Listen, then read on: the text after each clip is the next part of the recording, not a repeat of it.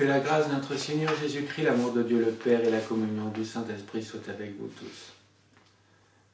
Le texte qui se trouve à la base de la prédication de ce dimanche oculi, ouvre mes yeux, est tiré de l'évangile de Jean au chapitre 4, à partir du 5e verset. Jésus arriva dans une ville de Samarie nommée Sychar, près du champ que Jacob avait donné à Joseph, son fils. Là se trouvait le puits de Jacob. Jésus, fatigué du voyage, était assis au bord du puits. C'était environ midi. Une femme de Samarie vint puiser de l'eau. Jésus lui dit « Donne-moi à boire », car ses disciples étaient allés à la ville pour acheter des vivres. La femme samaritaine lui dit « Comment toi qui es juif, tu me demandes à boire, moi qui suis une femme samaritaine ?» Les Juifs, en effet, n'ont pas de relation avec les Samaritains. Jésus lui répondit « Si tu connaissais le don qui est celui qui te dit « Donne-moi à boire », tu lui aurais toi-même demandé à boire et il t'aurait donné de l'eau vive. Seigneur, lui dit la femme, tu n'as rien pour puiser et le puits est profond. D'où aurais-tu donc cette eau vive? Es-tu plus grand que notre père Jacob qui nous a donné ce puits et qui en a bu lui-même, ainsi que ses fils et ses troupeaux? Jésus lui répondit, quiconque boit de cette eau aura encore soif, mais celui qui boira de l'eau que je lui donnerai n'aura jamais soif, et l'eau que je lui donnerai deviendra en lui une source d'eau qui jaillira jusque dans la vie éternelle. La femme lui répondit, Seigneur, donne-moi cette eau, afin que je n'ai plus soif et que je ne vienne plus ici puiser. Va, lui dit Jésus, appelle ton mari et viens ici. La femme répondit, je n'ai point de mari. Jésus lui répondit, tu as eu raison de dire, je n'ai point de mari, car tu as eu 5 maris, et celui que tu as maintenant n'est pas ton mari. En cela tu dis vrai. Seigneur, lui dit la femme, je vois que tu es prophète. Nos pères ont adoré sur cette montagne, et vous, vous dites que le lieu où il faut adorer est à Jérusalem. Femme, lui dit Jésus, crois-moi, l'heure vient où ce sera ni sur cette montagne, ni à Jérusalem que vous adorerez le Père. Vous adorez ce que vous ne connaissez pas, nous adorons ce que nous connaissons, car le salut vient des Juifs. Mais l'heure vient, et elle est déjà venue, où les vrais adorateurs adoreront le Père en esprit et en vérité, car ce sont là les adorateurs que le Père demande.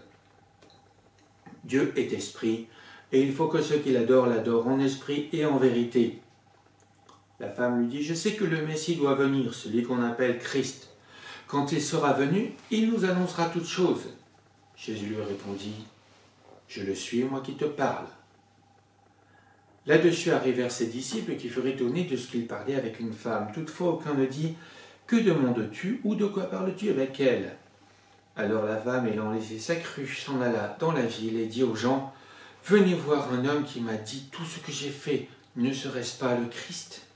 Ils sortirent de la ville et vinrent vers lui. Nous prions Dieu. Seigneur notre Dieu, ta parole est la vérité, sanctifie-nous par ta parole. Amen. L'évangile de Jean se caractérise par des entretiens en tête-à-tête avec des personnes. Et ce texte ne fait pas exception.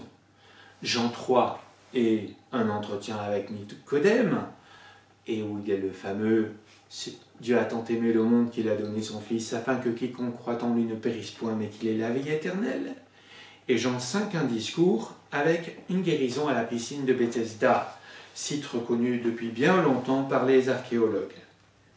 Nous sommes en Jean 4, Jésus parle à une femme, c'est un entretien. Parlons du sens caché des paroles de Jésus au sens du contexte, et parlons de son mandat.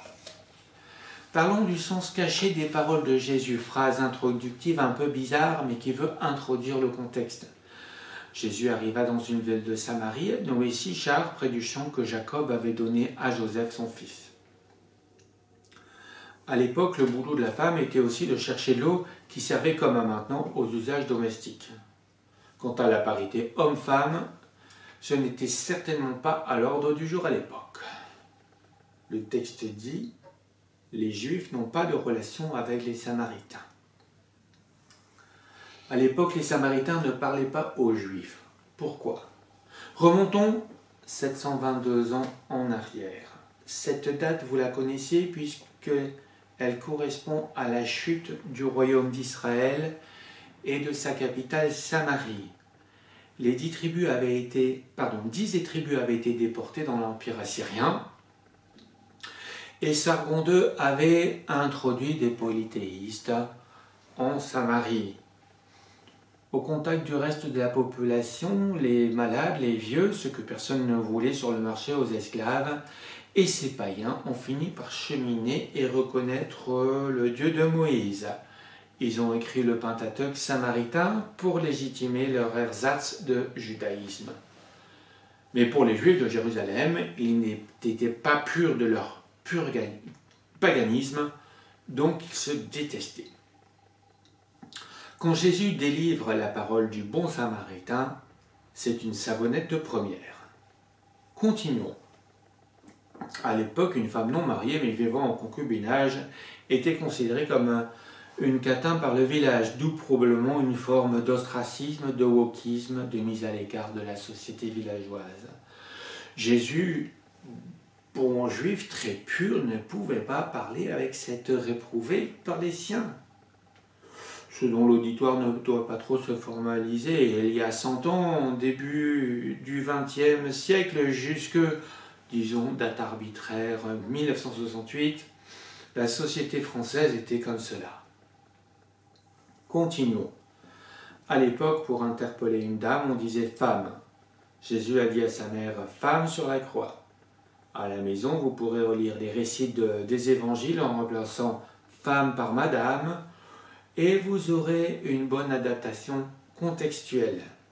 Le traducteur n'a pas adapté mais traduit, d'où l'expression de sécheresse du sens. « Madame, voici ton fils » et à Jean « voici ta mère ».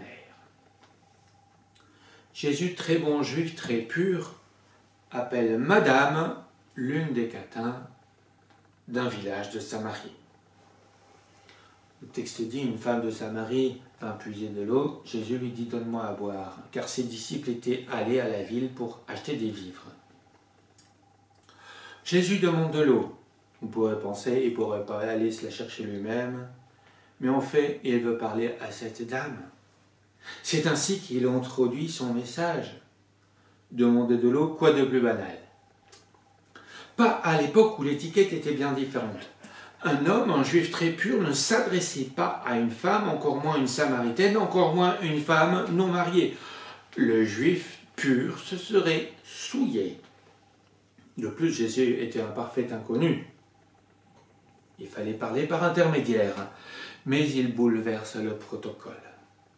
Chers amis en Christ, tirons déjà une leçon, pas de formalisme. Jésus n'est pas venu que pour les Blancs français qui sont fiers d'une histoire de 2000 ans, mais pour l'humanité. Que chacun de nous apporte la parole de Dieu avec ses dons et ses talents aux voisins, aux amis, en se rappelant de croire en Jésus. C'est là l'essentiel. Point.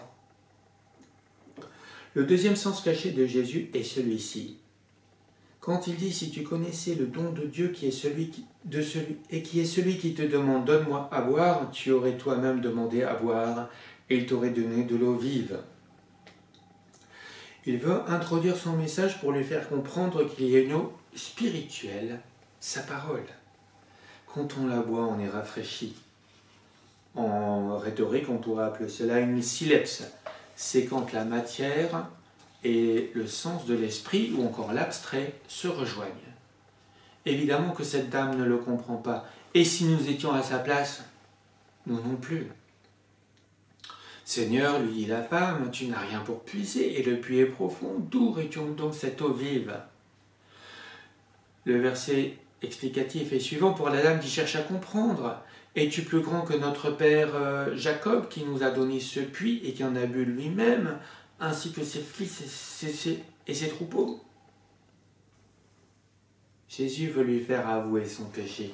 Quiconque boit de cette eau aura encore soif, mais celui qui boira de l'eau que je lui donnerai n'aura jamais soif, et l'eau que je lui donnerai deviendra en lui une source d'eau qui jaillira dans la vie éternelle. Cette femme vivait dans le péché, elle le savait, et chacun sait que lorsqu'on vit dans le péché, il y a remords, mauvaise conscience. Elle savait qu'elle vivait dans un péché, et Jésus lui propose une eau de pardon. mais sans accabler. Va, lui dit Jésus, appelle ton mari et viens ici. Elle savait qu'elle vivait dans le péché. La femme lui répondit, je n'ai point de mari. En disant ceci, Jésus introduit son discours par la loi. Jésus lui dit, tu as raison de dire je n'ai point de mari, car tu as eu 5 maris, et celui que tu as n'est pas ton mari. En cela, tu dis vrai. Et remarque que Jésus ne l'accable pas, mais la contraint à avouer que sa vie n'est pas conforme à la gloire de Dieu, et lui propose, non pas l'accabler, mais une eau de pardon. Et vu comme Jésus la connaît, par extension nous connaît, elle ne peut que dire, Seigneur, lui dit la femme, je vois que tu es prophète. Nos pères ont adoré sur cette montagne et vous dites qu'il faut adorer, le lieu où il faut adorer est à Jérusalem. Madame, lui dit Jésus, crois-moi, l'heure vient où ce sera ni sur cette montagne ni à Jérusalem que vous adorerez le Père. Vous adorez ce que vous ne connaissez pas, nous adorons ce que nous connaissons, car le salut vient des Juifs. Mais l'heure vient, et elle est déjà venue, où les vrais adorateurs adoreront le Père en esprit et en vérité, car ce sont là les adorateurs que le Père demande. Dieu est esprit, et il faut que ceux qui l'adorent en esprit et en vérité. La femme lui dit, je sais que le Messie doit venir, celui qu'on appelle le Christ. Quand il sera venu, il nous annoncera toutes choses. Jésus lui dit, je le suis, moi qui te parle. Je le suis, moi qui te parle. En grec, ego eimi. Le sujet est redoublé, alors que c'est interdit par la grammaire grecque. Alors, au risque à notre tour, une interdiction grammaticale, traduisons par « Moi je le suis, moi qui te parle ». Je suis, en hébreu, Yahvé, le Dieu de l'Alliance, le Dieu de l'Ancien Testament, le Dieu de Jacob. La femme lui dit, je sais que le Messie doit venir, celui qu'on appelle le Christ, quand il sera venu, il nous annoncera toutes choses. Jésus lui dit, je le suis, moi qui te parle. Cette dame ne s'y est pas trompée. Elle a vu le Dieu de l'Alliance, le Dieu des Juifs, le Dieu de Jacob, qui leur a donné ce puits qui en a bu lui-même, ainsi que ses fils et ses troupeaux. D'où sa conclusion, aux villageois, venez voir un homme qui m'a dit tout ce que j'ai fait. Ne serait-ce point le Christ ? Le Dieu de l'Alliance lui a offert une eau de pardon. Cette eau de pardon nous est proposée depuis l'envoi de Jésus à ses apôtres. Tout pouvoir m'a été donné dans le ciel et sur la terre. Allez, faites de toutes les nations des disciples en les baptisant au nom du Père, du Fils et du Saint-Esprit. Quel est le péché en nous ? Il est pardonné. Pardonné par l'eau du baptême, en se rappelant aussi qu'il nous demande de nous mettre en règle avec lui. Amis chrétiens, que chacun se repente en Christ et sait qu'il sait tout de notre vie. Rien ne lui échappe et peut nous demander par des épreuves de nous repentir, sans contrainte, mais dans la joie de chercher à lui plaire. Cette dame pensait donner de l'eau à un juif, lequel s'est révélé être Dieu sauveur et lui a annoncé son pardon.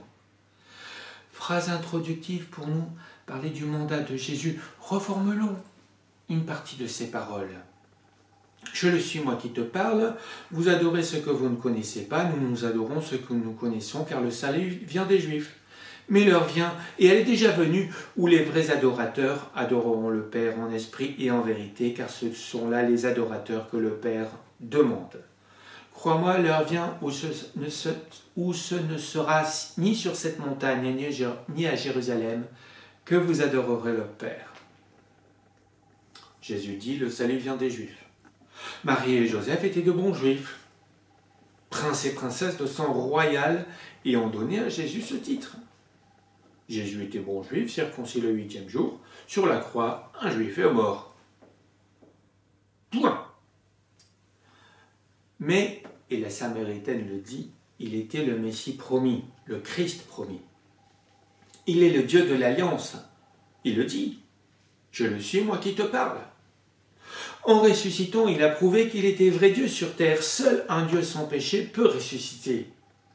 Le voile donnant accès au Saint des Saints a été déchiré de haut en bas. Nous avons accès à un nouveau temple, son corps.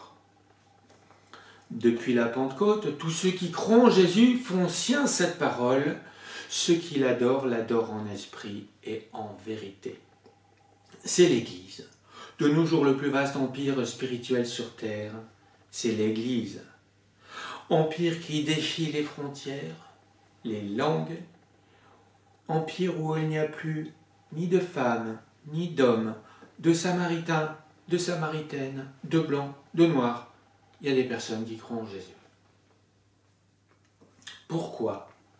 La mauvaise conscience, la culpabilité, les remords sont en chacun de nous.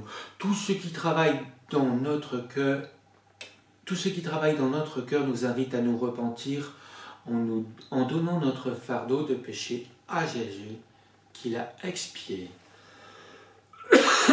Un certain 1er avril de l'an 33, et dont nous célébrons cet événement, cet anniversaire, vendredi saint. Oui, sur la croix, Dieu est mort. Mais il a prouvé qu'il était Dieu en ressuscitant, donc sans péché. Le châtiment qui nous donne la paix est tombé sur lui, et c'est par ses meurtrissures que nous sommes guéris, dit Ésaïe. Tout est accompli. Alors conformons notre vie à ce qu'il demande, et surtout ne lui faisons pas obstacle. Et priez pour qu'il nous guide. C'est le Dieu de l'Alliance, il le dit. Je le suis, moi qui te parle. Sinon, il mentirait. Et Jésus ne s'est pas repenti. Jésus est en enfer, ce qui est idiot.